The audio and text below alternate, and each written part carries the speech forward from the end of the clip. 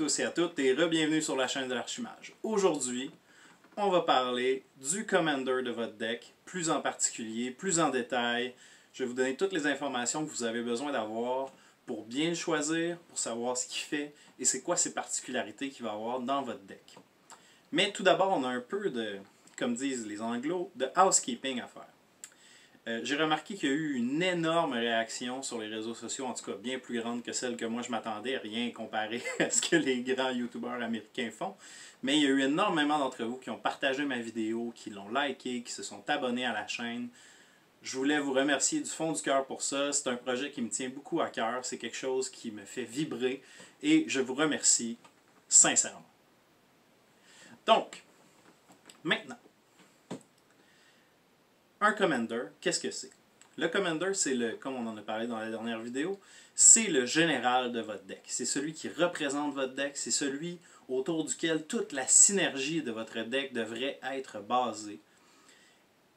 Mais donc, qu'est-ce que ce Commander-là vient apporter à votre deck et quelle particularité il a par rapport à n'importe quel autre des 99 cartes qui vont se retrouver dans votre deck? Tout d'abord, votre Commander peut être un Planeswalker. Si celui-ci, comme celui-ci, a une note qui spécifie que ce Planeswalker peut être votre Commander. C'est très important.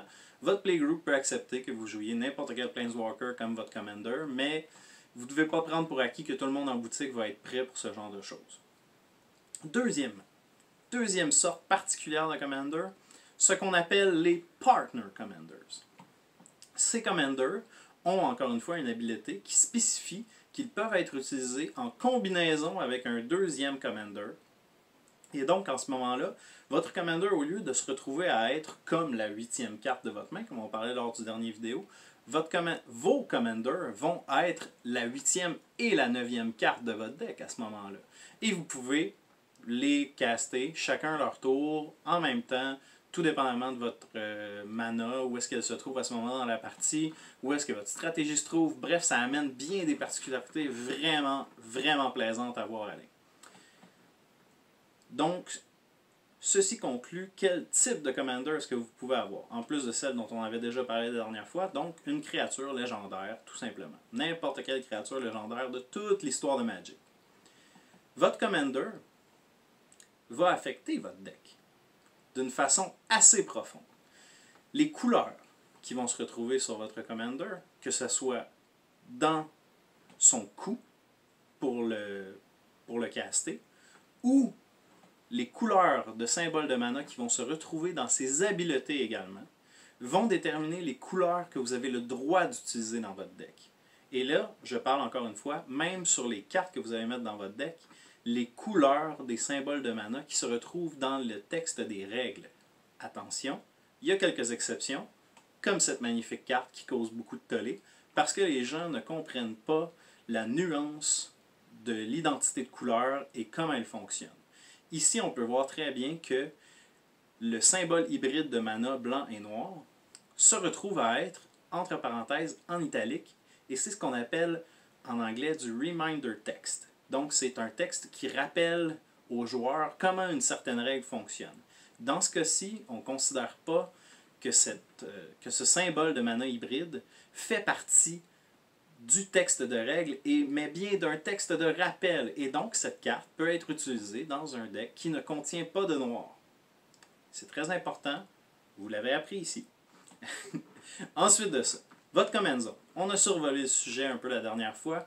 Qu'est-ce que la Command Zone? La Command Zone, c'est un peu comme votre cimetière ou la zone d'exil, qui sont des zones en dehors du jeu.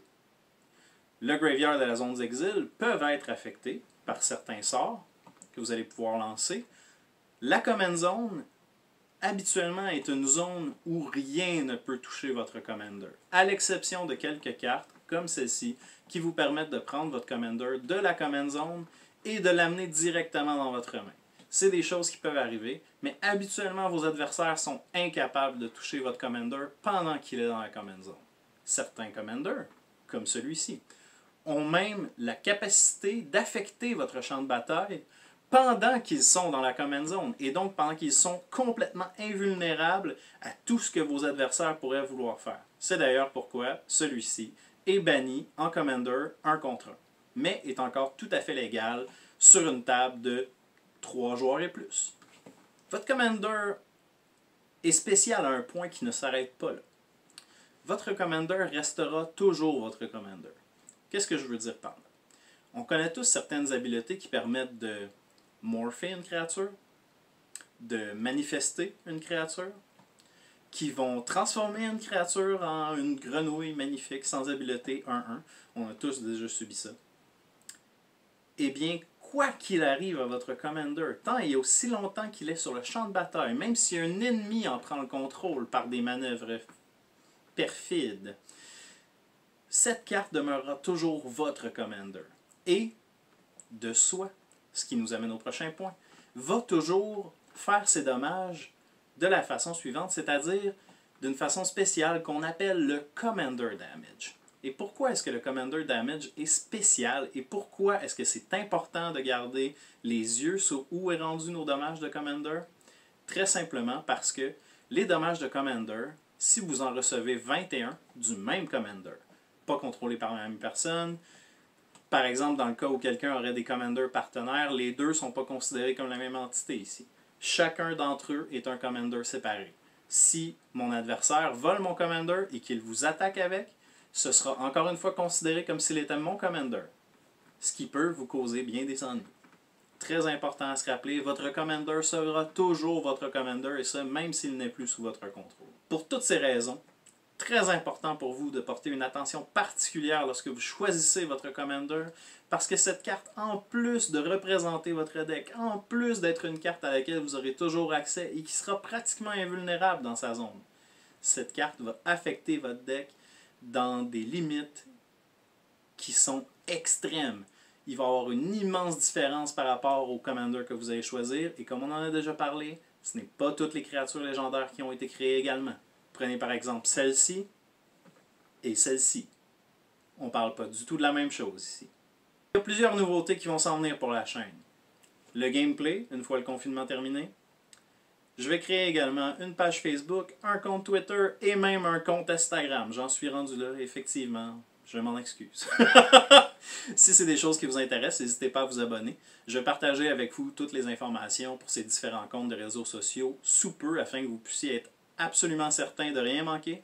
Encore une fois, je vous remercie pour tout votre support et l'immense réaction que vous m'avez partagée. J'en suis très reconnaissant. N'hésitez pas à vous abonner à la chaîne, liker la vidéo, aller jeter un coup d'œil sur notre Patreon et partager nos vidéos. Faites-les connaître à le plus de gens possible. C'est ainsi que cette chaîne deviendra une chaîne incontournable au Québec. Encore une fois, merci beaucoup.